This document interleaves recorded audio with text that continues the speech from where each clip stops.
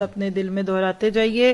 अल्लाहुम्मा इन्नी अस्सलुका हुब्बका व हुब्ब मन युहिब्बुका वल अमल अल्लज़ी युबल्लिगुनी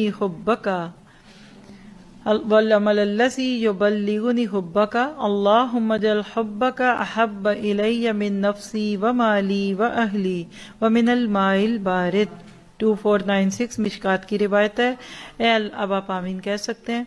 ए अल्लाह, मैं तुझसे तेरी मोहब्बत मांगती हूँ और उस शख्स की भी मोहब्बत जो तुझसे मोहब्बत करता है और उस अमल की भी मोहब्बत जो तेरी मोहब्बत के करीब कर दे। या अल्लाह, अपनी मोहब्बत मुझे प्यारी कर दे, मेरी जान से और मेरे घर वालों से और ठंडे पानी से भी बढ़ के। और आज ये दुआ कबूल हो गई तो आपका आज यहाँ आना कामयाब हो गया और अल्लाह की मोहब्बत आपके लिए शरीयत को शाहवत के मुकाबले में इख्तियार करने के लिए एक खाद का काम देगी। और इस शेर पे अपनी बात आज की पूरी करूंगी।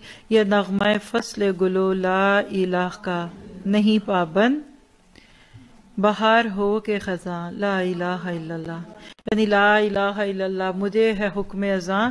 ये पैगाम गर्मी, सर्दी, स्प्रिंग, ऑटम, इसका